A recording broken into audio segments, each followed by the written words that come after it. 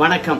என்ன செய்தியை பார்க்க போறோம்னு கேட்டீங்கன்னா, சி விஜயபாஸ்கரை விரட்டி அடித்த விஜய் வீதியில் நின்றார். சேகர்பாபு செமையா மாட்டிக்கிட்டாரு. இந்த செய்திகளுடன் இன்னைக்கு இணையதளத்துல 2 வீடியோ செமையா வைரல் ஆகிட்டு இருக்குது. அண்ணாமலையிலிருந்து எடப்பாடி பழனிசாமியிலிருந்து மாரிதாஸ் வரைக்கும் இந்த தவேக அரசாங்கத்தை காரி துப்புறாங்க அப்படின்னு சொன்னா மிகையே ஆகாது. இவங்க ஆட்சிக்கு வந்ததிலிருந்து அவங்களுடைய கட்சிக்காரங்க பண்ற அளப்பறையானது கொஞ்சம் நெஞ்சம் கிடையாது. இன்னைக்கு அவங்களுடைய அத்துமீறல் எது வரைக்கும் போயிருக்குது அப்படின்னு பார்த்தா பள்ளிக்கூடங்கள் வரைக்கும் போயிருக்குது. ஸோ இணையத்தில் வைரல் ஆகும் தவேகா காரங்களுடைய தப்பான வீடியோக்களை பற்றி தான் விரிவாக பேச போறோங்க. ஆனால் அதற்கு முன்பாக இதுவரைக்கும் நம்ம சேனலை நீங்க சப்ஸ்கிரைப் பண்ணலாம், மறக்காம சப்ஸ்கிரைப் பண்ணிக்கிட்டு கொஞ்சம் சப்போர்ட் பண்ணுங்க. முதல்ல சி விஜயபாஸ்கர் விஜய் அவர்கள் பிறந்த நாளாக கருதப்படுகின்ற இந்த ஜூன் 22ஆம் தேதி தமிழக வெற்றி கழகத்தில் இணைய போவதாக செய்தியில் வருகிறது. ஆனா விஜயை பொறுத்த வரைக்கும் சேர்க்கக்கூடாது என்ற முடிவில் இருக்கின்றாராம். உங்க எல்லாருக்கும் தெரியும், சி விஜயபாஸ்கருடைய ஆதரவாளர்கள் நாங்கெல்லாம் தமிழக வெற்றி கழகத்துக்கு தான் போக போறோம், என்ன ஒண்ணு விஜய் அவர்களை நேரடியாக சந்தித்து அவருடைய கட்சியில இணைத்துக் கொள்ள போகின்றோம், விஜய் அவர்கள் தான் அனுமதி கொடுக்கணும், அதற்காக தான் வெயிட் பண்றோம் அப்படின்னு சொன்னாங்க. ஆனா இன்னைக்கு சனிக்கிழமை ஏகப்பட்ட பேர் போய் இன்னைக்கு கட்சியில சேர்ந்திருக்கின்றார்கள். அதிமுகவில் இருந்த RV உதயகுமார் டைரக்டர் அவர்களும் போய் சேர்ந்திருக்கிறாங்க. அதிமுகவுடைய முன்னாள் அமைச்சர் கோதை அவர்களும் போய் இன்னைக்கு சேர்ந்திருக்கிறாங்க. சோ அவங்களுடன் போய் சி விஜயபாஸ்கர் அவர்கள் சேருவார்கள் என்று எதிர்பார்த்தார்கள். ஆனா சி விஜயபாஸ்கர் அவர்களை நம்முடைய விஜய் அவர்கள் அழைப்பு விடுக்கவில்லையாமே, கட்சியில வேண்டாம் என்று சொல்றாராமே. அதுக்கு என்ன காரணம் தெரியுமா? சி விஜயபாஸ்கர் அவர்களை பொறுத்த வரைக்கும் நிறைய கல்குவாரிகள் வச்சு நடத்துறாரு என்ற விஷயம் உங்களுக்கு எல்லாம் தெரியும். அந்த கல்குவாரி பிரச்சனையானது திமுக ஆட்சியிலே பெருசா விஸ்வரூபம் எடுத்தது. சி விஜயபாஸ்கர் அவர்கள் கல்குவாரியில அளவுக்கு அதிகமாக எடுக்கின்றார், மலைகளை உடைச்சி வாயில போட்டுக்கிறார் அப்படின்னு சொல்லிட்டு அதிமுகவில் இருந்த சமூக ஆர்வலர் ஜவஹர் அலி அவர்கள் போராடினாரு. அவரை லாரி ஏற்றிய கொன்னாங்க. உங்க எல்லாருக்கும் தெரியும். இதற்கு பின்னாடி சி விஜயபாஸ்கர் தான் இருந்தார் என்ற செய்தியானது வெளியாச்சு. சி விஜயபாஸ்கர் மீது இல்லாத வழக்குகளே கிடையாது. ஊழல்வாதிகளை ஒருபோதும் தவேகாவில் இணைத்துக் கொள்ள மாட்டோம் என்ற முடிவில் இருக்கின்றாராம் விஜய். அதனால சி விஜயபாஸ்கர் அவர்களுக்கு பனையூர் பங்களாவினுடைய கேட்டானது திறக்கப்படவே இல்லை அப்படின்னு சொல்றாங்க. அது மட்டும் இல்ல, இன்னைக்கு சி விஜயபாஸ்கர் அவர்களை எதற்காக தவேகாவில் இணைத்துக் கொள்ளல அப்படின்ற செய்தியும் வந்திருக்கிறது. என்ன செய்தி என்று பார்க்கின்ற போது, அதிமுக ஆட்சியில் இருக்கின்ற போது சி விஜயபாஸ்கர் அவர்கள் ஒரு கட்டுமான நிறுவனத்தை தொடங்குறார். அந்த கட்டுமான நிறுவனத்துக்கு சர்வதேச அளவில் இருந்து பெரிய பெரிய கனரக எந்திரங்களை வாங்குகின்றார். இவர்கிட்ட தான் எந்திரங்களை வாங்கிக்கணும், போயே கட்டுமானங்களை செய்ய முடியும். அந்த அளவுக்கு நவீனத்துவமான எந்திரங்களை வாங்கியிருக்கின்றார் சி விஜயபாஸ்கர். அதை வச்சு அதிமுகவில் காலத்தை ஓட்டினாரு, பெரிய பெரிய கான்ட்ராக்ட்லாம் எடுத்து. பிறகு திமுக ஆட்சி வந்தது. திமுக ஆட்சி வந்த பிறகு அந்த ஆட்சியிலும் கான்ட்ராக்ட் எடுத்து செஞ்சாரு. எந்த அளவுக்கு பெரிய கான்ட்ராக்ட் எடுத்து செஞ்சாருன்னு பார்க்கும்பொழுது 300 கோடி ரூபாயிலிருந்து 500 கோடி ரூபாய் வரைக்கும் கான்ட்ராக்டுகளை எடுத்து செஞ்சிருக்கின்றார் சி விஜயபாஸ்கர். அதனால கையில நிறைய பணப்புழக்கம், கட்டுமான நிறுவனம் ஜோஜோன்னு ஓடிச்சு. அதனால கூடுதலான எந்திரங்களை வாங்கி போட்டாரு. ஏன் தெரியுமா? அதிமுக ஆட்சிக்கு வந்தாலும் சரி, திமுக ஆட்சிக்கு வந்தாலும் சரி, இவருடைய தொழிலுக்கு எந்த விதத்திலும் பாதிப்பு இல்லை அப்படின்னு நினைச்சிட்டார். ஆனா கால ஓட்டமானது விசில் புரட்சி ஏற்பட்டு நம்முடைய விஜய் அவர்கள் ஆட்சிக்கு வந்துட்டாரு. எதிர்பார்க்காதவர் ஆட்சிக்கு வந்ததுனால இப்போ தொழில் நிறுவனமானது மொத்தமாக முடங்கி இருக்கிறது. கல்குவாரியும் முடக்கப்பட்டு இருக்கிறது, கட்டுமான நிறுவனமும் முடக்கப்பட்டு இருக்கிறது. அதனால சி விஜயபாஸ்கர் அவர்களை பொறுத்த வரைக்கும் விஜய் அவர்கிட்ட போய், ஆஹா அதிமுகவில் பாத்தீங்கன்னா தலைமை சரியில்லை, 2வது அதிமுக அவ்வளவுதான் சோழி முடிஞ்சு போச்சு, நாங்க இன்னொரு அதிமுகவாகத்தான் இந்த தமிழக வெற்றி கழகத்தை பார்க்கிறோம், எங்களையும் கொஞ்சம் சேர்த்துக்குங்க அப்படின்னு போய் கெஞ்ச. பிறகு புஷி ஆனந்த் மற்றும் ஆதவ் அர்ஜுனா இந்த ஆள் வந்தார்னா கண்டிப்பா ஜெயிப்பாயா, ஒரு வேட்பாளர் நமக்கு கிடைச்சிட்டாரு புதுக்கோட்டை மாவட்டத்துல அப்படின்னு நினைச்சுக்கிட்டு வாங்க இணைச்சிக்கலாம் அப்படின்னு சொல்ல, விஜய் கிட்டையும் நாங்க அப்பாயின்மெண்ட் வாங்கி தந்துறோம், அவர் முன்னிலையிலே நீங்க இணையலாம், ஏன்னா செம ஆதரவு படைத்தவர் அல்லவா அப்படின்னு சொல்லிவிட்டு சி விஜயபாஸ்கர் அவர்களுக்கு அப்பாயின்மெண்ட் வாங்கி தருவதாக நம்முடைய ஆதவ அர்ஜுனா அவர்களும் புஷியானந்த் அவர்களும் உத்தரவு அளித்தார்கள். அப்புறம் என்னாச்சு பதவியை ராஜினாமா பண்ணாரு. பதவியை ராஜினாமா பண்ணிட்டு அவரும் 2 வார காலமாக வெயிட் பண்றாரு. எந்த ஒரு அழைப்பும் விஜய் கிட்ட இருந்து வரல. அப்புறம் தான் பார்த்தா இந்த கட்டுமான நிறுவனத்தை கணக்கு பண்ணி தான் இந்த ஆட்சியிலும் கல்லா கட்டுறதுக்காக தான் நம்ம சி விஜயபாஸ்கர் அவர்கள் தவேகாவுக்கு தாவறார் என்ற விஷயம் தெரிஞ்சு போச்சு. இன்னைக்கு கூட தன்னுடைய எக்ஸ் தளத்துல நம்முடைய சவுக்கு சங்கர் அவர்கள் இந்த மாதிரி ஆளைத்தான் நீங்க கட்சியில சேர்க்க போறீங்களா? தூய ஆட்சி என்று சொன்னீங்க, அப்புறம் ஊழல் சக்திக்கு இடமில்லை என்று சொன்னீங்க, தீய சக்திக்கு இடமில்லை என்று சொன்னீங்க. ஆனால் அவங்கெல்லாம் இவ்வளவு பெரிய ஊழல் செஞ்சதே கிடையாது. குட்கா வழக்கு பற்றி சொல்லவா வேணும்? இந்த மாதிரி ஊழலை தெரிந்தே செஞ்சவங்கன்னா உங்க கட்சியில சேர்த்துக்கிட்டீங்கன்னா அதுக்கப்புறம் மக்கள் உங்களை எப்படி பார்ப்பாங்க? நீங்க வச்சிருக்கின்ற வாஷிங் மிஷின் ஆனது விஜயபாஸ்கர் அவர்களை வெளுத்து விட்டுதா அப்படின்னு சவுக்கு சங்கர் அவர்கள் வந்து கேள்வி எழுப்ப, இப்போ C Vijayabaskar C Joseph Vijay அவர்கள் வேணாம் தம்பி அப்படின்னு சொல்லியிருக்கின்றாராம். அதனால சி விஜயபாஸ்கர் அவர்கள் தவேகாவுக்கு சேர்வது சந்தேகம்தான். இன்னைக்கு எம்எல்ஏ பதவியும் ராஜினாமா பண்ணிட்டு வீதியில் நிற்கின்றார். ரெண்டாவது நம்முடைய சேகர் பாபு அவர்கள், அவரை பற்றி சொல்லுகின்ற போது நமக்கு கொஞ்சம் வருத்தமாகத்தான் இருக்குது. திமுக ஆட்சியில எப்படியெல்லாம் வளம் வந்தவர், கடைசியில் இன்னைக்கு திமுக அவரை கண்டுகொள்ளவே இல்லைங்க. அவரை அறிவாலயம் பக்கமே வந்துடாதீங்க அப்படின்னு சொல்லிட்டு விரட்டி அடிக்கின்றார்கள். அவரும் கலைஞர் விழாவை வந்து சென்னையில 19 இடத்துல இவர் ஒரு ஆளே செலவு பண்ணி நடத்தினாரு இந்த ஜூன் மாதம் முழுவதும். அப்ப கூட திமுக தலைமையானது இனிமே சேகர் பாபு அவர்களை அறிவாலயத்தில் அனுமதிக்க மாட்டோம் என்று ஒத்த காலில் நிக்கிறாங்க. அதுக்கு என்ன காரணம்னு கேட்டீங்கன்னா, எல்லா துறையிலும் வந்து அதிமுகவினருக்கு வேலை போட்டு கொடுத்திருக்கிறாரு நம்ம சேகர் பாபு. கட்சிக்கு விசுவாசமா இல்லை என்பது நன்றாக தெரிகிறது. கொளத்தூர்ல ஸ்டாலின் அவர்களை தோக்கடிச்சிட்டாரு. தன் தொகுதியில வெற்றி பெறுகின்றவர் தலைவர் தொகுதியை கவனிக்காம விட்டார் என்பதனால துர்கா ஸ்டாலின் அம்மாவை பொறுத்த வரைக்கும் யாரை ஒன்னாலும் கட்சியில வச்சிரு, ஆனா சேகர் பாபு மட்டும் வச்சிருக்காதே அப்படின்னு சொல்லிட்டு விரட்டி அடிக்கின்ற நிலைக்கு வந்துருச்சு. ஆனா இன்னைக்கு என்ன பெரிய பஞ்சாயத்து என்று பார்க்கின்ற போது, சேகர் பாபு இருக்கின்ற போது கோயில்ல வருகின்ற நிதியெல்லாம் எடுத்து திருமண மண்டபங்கள் கட்டுவது 29, அப்புறம் வணிக வளாகங்கள் ஒரு 17, மொத்தமாக 428.35 கோடிக்கு இந்த பணிகளை செய்ய உத்தரவிட்டு இருக்கின்றார். அதுல 40% கமிஷன் அடிச்சிருக்கின்றாராம் சேகர் பாபு. இந்த கமிஷன் மூலமாகத்தான் நம்ம துர்கா ஸ்டாலின் அவர்களுக்கு காய்கறி வாங்கி போய் கொடுப்பதிலிருந்து, ஸ்டாலின் அவர்களுடைய கொளத்தூர் தொகுதியில அனுதினமும் அன்னதானம் செய்வதில் இருந்து, பெட்ரோல் டீசல் வந்து கோபாலபுரம் வீட்டுக்கு போறதிலிருந்து எல்லா செலவுகளும் செய்திருக்கின்றாராம். நல்ல ஆன்மீகவாதியா இருக்கக்கூடிய துர்கா ஸ்டாலின் அவர்கள் கோயில் பணத்துல 40% கமிஷன் வாங்கிட்டு வந்து சேகர் பாபு அவர்கள் நம்ம குடும்பத்துக்கு செலவு பண்ணுகின்றார்களே, கடவுள் என்ன சும்மா விட்டுருவாரா அப்படின்ற எண்ணமே இல்லாம துர்கா ஸ்டாலினை பொறுத்த வரைக்கும் நமக்கு பொருட்கள் வருகிறது, நமக்கு பணம் வருது, பெட்ரோல் வருது, எங்க கூப்பிட்டாலும் வராங்க. கோயிலுக்கு தரிசனத்துக்கு அழைச்சிட்டு போனா கூடவே இருந்து எடுபடியாக நன்றாக அழைச்சிட்டு போறாரு நம்ம சேகர் பாபு.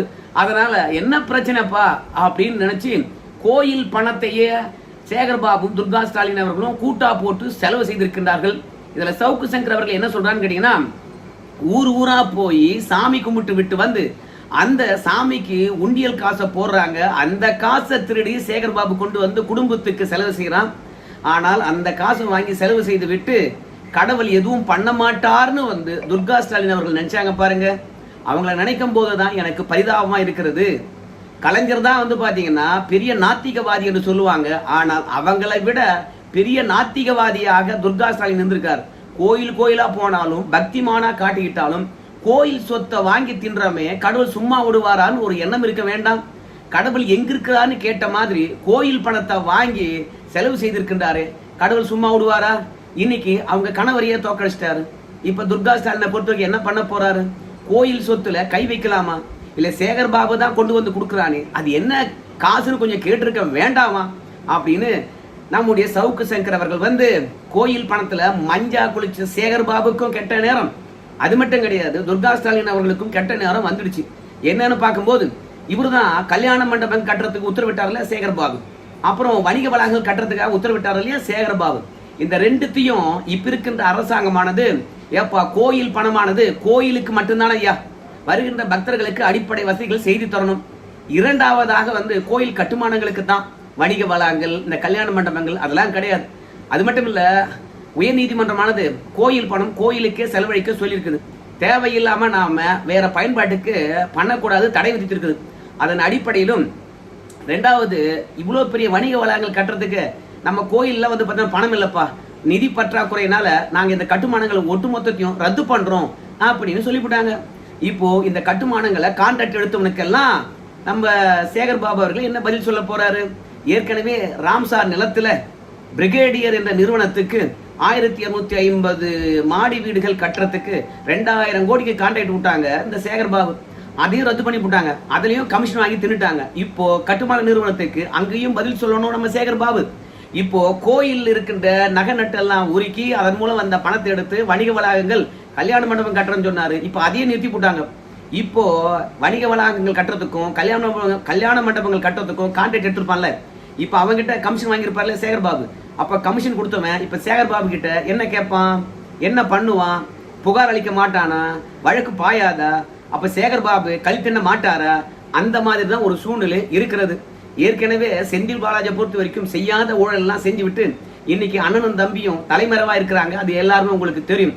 அதே மாதிரிதான் இன்னைக்கு சி விஜயபாஸ்கர் மற்றும் சேகர் பாபு என்று சொல்லிட்டு எல்லாருமே இந்த தமிழக அரசாங்கத்தினுடைய அதிரடி காரணமாக அதிர்ந்து போயிருக்கிற இந்த தருணத்துல ஒரு பக்கம் தற்குறிகளை பொறுத்த வரைக்கும் இந்த வீடியோவை பாருங்க. இது எங்க நடந்திருக்குன்னு கேட்டீங்கன்னா உத்தரமேரூர்ல ஒரு பள்ளிக்கூடத்துல போய் நடந்திருக்கு. இவங்க என்ன சொல்றாங்கன்னு கேட்டீங்கன்னா, நம்ம விஜய் யாருன்னு தெரியுமா அப்படின்னு குழந்தைங்க கிட்ட கேட்டு விஜய் படத்தை பள்ளிக்கூடத்துல மாற்றத்துக்கு போயிருக்காங்க. இதான் மாற்றமா? இந்த வீடியோவில் வருது பாருங்க. அந்த தலைவர்களுக்கு மத்தியில நம்ம விஜய் அவருடைய போட்டோவை மாற்றத்துக்காக அங்க போறாங்க. எவ்வளவு கொடுமையானது இருக்குது பாருங்க. அதாவது சின்ன குழந்தையெல்லாம் ஓட்டு போடுறதுக்கு நம்ம விஜய் அவர்கள் கேட்டுக்கிட்டாரு. இப்ப என்ன பண்றாரு, குழந்தைங்க கிட்டயே பாத்தீங்கன்னா கட்சியும் விஜயும் கொண்டு போய் சேர்க்கின்ற வேலையை பார்த்துட்டாங்க. இந்த ஆள் தான் இப்படி போட்டோ மாட்டணும், விஜய் மாமா பற்றி போய் மாணவர்கிட்ட கிளாஸ் எடுக்கணும்னு சொல்லிட்டு கிளாஸ்ல போய் அது மீறி குழந்தைகளுக்கு ஸ்வீட் கொடுத்து பிறந்தநாள் விழா கொண்டாடுறன்னு சொல்லிட்டு அக்கப்பூர் பண்ணுகின்ற போது இடும்பவனம் மேல்நிலை பள்ளி இருக்குது. அந்த ஊர்ல அகிலன் என்கின்றவன் தான் நினைக்கிறேன் தமிழக வெற்றி கழகத்துடைய நிர்வாகி இரவுல பள்ளிக்கூடத்தையே திறந்து அங்க பிறந்தநாள் விழா கொண்டாடி இருக்கான், கேக்கு வெட்டி. ஸோ இதெல்லாம் எங்க போகுது? ஒரு காலத்துல இதே தற்கொலைகளை பொறுத்த வரைக்கும் ஹாஸ்பிட்டல போய் ஆய்வு நடத்துறேன், அம்மா உணவகத்தை போய் ஆய்வு நடத்துறேன், அரசு அலுவலகங்களை போய் ஆய்வு நடத்துறேன்னு சொல்லிட்டு ஒவ்வொரு தருணத்திலும் ஆய்வு நடத்துகின்றோம் என்ற போர்வியில ரீல்ஸ் எடுத்து போட்டாங்க. இப்போ பள்ளிக்கூடமா போய் ஆரம்பிச்சிட்டானுங்கப்பா ரீல்ஸ் எடுத்து போறதுக்கு. அப்போ மாணவர்களை பொறுத்த வரைக்கும் இங்க இருக்கின்ற விஜய உதாரணமா காட்டினா அந்த மாதிரி ஆக வேண்டும் என்று தான் நினைப்பாங்க. ஒரு காலத்துல பள்ளி விழா என்றாலே அப்துல் கலாம் போன்றவங்க எல்லாம் கலந்துக்குவாங்க, பெரிய பெரிய ஆளுமைகள் கலந்து கொள்வாங்க. ஆனா இன்னைக்கு பள்ளிக்கூட நிர்வாகமானது குத்தாட்டம் போடுறவங்களையும் ஸ்டாண்ட் அப் காமெடி பண்றவங்களையும் சிறப்பு விருந்தினராக அழைத்து இங்க கல்லூரி விழாவோ பள்ளி விழாவோ நடத்துறாங்க. ஏற்கனவே மாணவ சமுதாயமானது அதுல ஊறி போய் கெட்டு போயிருக்குது. இப்போ விஜய் படத்தை கொண்டு போய் அங்க வச்சு பிறந்த நாள் கொண்டாடி பசங்க கிட்ட விஜய் யாருன்னு கேட்டு பாட்டு பாடி என்ன குத்தாட்டம் போடுறாங்க. நம்ம விஜய் ஆட்சியினுடைய சந்தி சிரிக்கின்ற நிலையாக இருக்கிறது. அதையெல்லாம் தாண்டி நம்ம விஜய் அவர்களை பொறுத்த வரைக்கும் பாருங்க, தஞ்சாவூர் மாவட்டம், கும்பகோணம், நாகப்பட்டினம், மயிலாடுதுறை எல்லாம் மழையினால நெல் எந்த அளவுக்கு நாசமா போயிருக்கு பாருங்க. இதை பற்றியெல்லாம் தமிழக வெற்றி கழகத்துக்காரங்க கவலைப்பட்ட மாதிரி தெரியல. அது மட்டும் இல்ல, நம்முடைய மாரிதாஸ் அவர்களை பொறுத்த வரைக்கும் தவேகா காரங்க இத்தினாலும் பண்ணாத ஒன்ன தவேகா நிர்வாகி பண்ணிட்டானா. தருமபுரி மாவட்டத்துல கள்ள நோட்டு அச்சடிச்சு அதை கொண்டு போய் கடையில கொடுத்து பைக் வாங்கலான்னு பார்த்தானா. ஸோ மொத்தத்துல இந்த தற்கொலைகளை பொறுத்த வரைக்கும் ஒன்று பள்ளியில போய் குத்தாட்டம் போடுவது. இதுக்கு அண்ணாமலை அவர்கள் என்ன சொல்றாருன்னு கேட்டீங்கன்னா, தற்கொலை பசங்களை நீங்க என்ன பண்ணணும்னு கேட்டீங்கன்னா, கடந்த ஆட்சியில பள்ளிக்கூடத்தை எதையுமே சரி பண்ணடா, மொத்தமாக வகுப்பறை இல்லை, கழிப்பிடங்கள் இல்லை, இப்படி ஏகப்பட்டவை பார்த்தீங்கன்னா நாரிப்பை கிடந்தது. அதையெல்லாம் விஜய் அவர்கள் சரி செய்யறதுக்கு முடியாது அப்படின்னு நினைக்கிறேன். ஆனா இந்த தருணத்துல பள்ளிக்கூடத்துல போய் மாணவர்களை குழப்பறீங்களா, நியாயமா இருக்குமா? இந்த மாதிரி விழாக்கள் நீங்க பள்ளிக்கூடத்துல போய் நடத்துனீங்கன்னா விஜய் விரும்பவே மாட்டாரு. கண்டிப்பாக இவங்க கட்சிக்காரங்க பண்ணுகின்ற அநியாயத்தை தடுத்து நிறுத்துவார் விஜய் என்று நினைக்கின்றேன் அப்படின்னு சொல்லியிருக்கின்றார். எடப்பாடி பழனிசாமி கண்டித்து இருக்கின்றார். ஸோ கண்டிக்காத தலைவர்களே இல்லை என்று சொல்லலாம். அந்த அளவுக்கு தலைவர்கள் கண்டித்து இருக்கின்றார்கள். தவேக்கான போடுகின்ற எல்லா விதமான குத்தாட்டமும் இன்னைக்கு பள்ளிக்கூடத்தை குறிவைத்தது என்னன்னு கேட்டீங்கன்னா, அடுத்த தலைமுறையானது விஜய்க்கு தான் ஓட்டு போடணும்னா பள்ளிக்கூடத்தில் தான் போய் விஜயை கொண்டு போய் சேர்க்கணும் என்று தற்கொலைகளுக்கு யாரோ சொல்லிட்டு இருக்காங்க. அதனுடைய விளைவாகத்தான் இன்னைக்கு பள்ளியில போய் குத்தாட்டம் போட்டிருக்காங்க. ஸோ மொத்தத்துல மின்வெட்டானது இன்னைக்கு எங்க நிகழ்ந்திருக்கு தெரியுமா? பனை ஊர்ல பிற கட்சிக்காரங்க போய் சேருகின்ற நிகழ்வு. அங்க எல்லாரும் வரிசையா கட்சியில சேர்ந்துகிட்டே இருக்கிறாங்க. டக்குன்னு பார்த்தா கரண்ட் கட் ஆயிடுச்சு. மின்வெட்டு எங்க இருக்குது, மின்வெட்டு எங்க இருக்குது அப்படின்னு கேட்ட மின்துறை அமைச்சருக்கு, வாடா பனை ஊர்ல இருக்குதுல உங்க கட்சி ஆபீஸ், அங்கேயே மின்வெட்டுடா என்று சொல்லுகின்ற அளவுக்கு இந்த ஆட்சி கேவலமாக நாறுகின்ற ஆட்சியாக மாறி இருக்கிறது. இதை விட கொடுமை என்ன தெரியுமா? நேற்று ப. சிதம்பரம் அவர்கள் போய் நம்ம தொல் திருமாவளவன் அவர்களை சந்தித்து இருக்கின்றார். அந்த சந்திப்பு நிகழ்கின்ற தருணத்துல கரண்ட் கட் ஆயிடுச்சு. ஸோ மொத்தமாக மின்வெட்டே இல்லாம பாத்துக்கிறோம் அப்படின்னு சொல்லுகின்ற இந்த அரசாங்கம் இன்னைக்கு முக்கிய நபர்கள் இருக்கக்கூடிய வீடுகளிலும் அலுவலகங்களிலே வந்து பார்த்தீங்கன்னா கரண்ட் கட் ஆகுது. ஏன் அவங்க கட்சி ஆஃபீஸ்லேயே கரண்ட் கட் ஆகுது. அப்புறம் எப்படி இவங்க மின்சாரத்தை சீர் பண்ணாங்க? நம்மளை ஏன் ஏமாத்துறாங்க? கேட்டால் 200 யூனிட் மின்சாரம் கொடுத்துட்டோம், அதில் 1790 கோடி அளவுக்கு மின்சார வாரியத்துக்கு நஷ்டம் ஏற்பட்டு போச்சு. அதனால அதிகமான மின்சாரத்தை கொள்முதல் பண்ணலை, இருக்கிறத அட்ஜஸ்ட் பண்ணிக்கிட்டே இருக்கிறாங்க அப்படின்னு எல்லாரும் உருட்டிட்டு இருக்காங்க. ஸோ மொத்தத்தில் இந்த அரசாங்கமானது திருந்த போகிறதில்ல. பல பேர் ஐடியா கொடுத்தாலும் திருத்தி கொள்ள போகிறதில்ல. இந்த அரசாங்கமானது மீண்டும் ஆட்சிக்கு வருமா என்பது சந்தேகம்தான். ஏதோ அதிர்ஷ்டத்தின் காரணமாக ஆட்சிக்கு வந்தவங்க அலப்பறை பண்ணிட்டு இருக்காங்க. ஸோ இப்படி கல்வி கூடங்களில் போயிட்டு பிறந்தநாள் விழா கொண்டாடுவது, விஜய் பற்றியான புகழ் பாடுவதெல்லாம் ஏங்க அப்படின்னு ராஜ்மோகன் அவர்கள் என்ன சொல்கிறாருன்னு கேட்டிங்கன்னா, ஏன்பா பள்ளிக்கூடத்தில் இப்படிலாம் பண்ணக்கூடாதுப்பா, தப்புதான்பா. நம்முடைய முதலமைச்சர் ஃபோட்டோவை அங்கே மாட்ட வேணாப்பா, அதை மாட்டினா முதலமைச்சரை விரும்ப மாட்டாருப்பா. நம்முடைய அறிவியல் வல்லுநர் இருக்காங்கப்பா, மயில்சாமி அண்ணாதுரை இருக்கிறாரு, அப்துல் கலாம் இருக்கிறாரு, சோம்நாத் ஜி இருந்தார். இந்த மாதிரியுடைய ஃபோட்டோக்களை மாட்டுங்கப்பா. அப்போதாயா வந்து மாணவர்கள் அதையெல்லாம் பார்த்து கற்றுக்கிட்டு அந்த மாதிரி போகணும்னு சொல்லிட்டு ஆசைப்படுவாங்க. ஸோ இதெல்லாம் தவிர்க்கப்பட வேண்டியது அப்படின்னு வந்து ராஜ்மோகன் அவர்கள் வந்து சொல்கிறாரு. இதை மீடியாவில் சொல்லி என்ன பிரயோஜனம்? உங்கள் ஆளுங்களுக்கு ஒரு அறிக்கையை விட்டு, டேய் பள்ளிக்கூடத்துலாம் போகக்கூடாதுடா, நீங்களாம் மக்கள் பிரதிநிதி இல்லைடா, கட்சிக்காரங்கடா, பள்ளிக்கூடத்தில் ஆய்வு நடத்துவதுக்கு உங்களுக்கு என்னடா தெரியும்? இல்லை படிச்சிருக்கிறீங்களாடா? ஒன்றுமே இல்லைடா. நீங்கள் போய் அங்கே பாட்டு பாடுறதுனாலும் டான்ஸ் ஆடுறதுனாலும் மாணவர்களுக்கு என்னடா வரப்போகுது? ஸோ மொத்தமாக நம்ம கட்சிக்கு தானே கெட்ட பேர், இதெல்லாம் செய்யக்கூடாதா அப்படின்னு சொல்லிட்டு அறிவுறுத்திருக்கணும். ஆனால் அந்த மாதிரி அறிக்கை இது வரைக்கும் வந்ததா தெரியல. ஒரு அறிக்கையை விட்டு சில விஷயங்களை தடுத்தா இன்னொரு விஷயத்துக்கு தாவி விடுகின்றார்கள் இந்த தற்குறிகள். என்ன பண்ணுறது? சரி நண்பர்களே, இந்த வீடியோவை பாருங்கள். விஜயபாஸ்கர் வந்து நடுத்தருவில் நின்றிருப்பதை தொடர்பாகவும் நம்ம சேகர் பாபு வலுவா சிக்கிக் கொண்ட அந்த விஷயம் தொடர்பாகவும் உங்கள் கருத்தை தெரிவிங்க. நன்றி.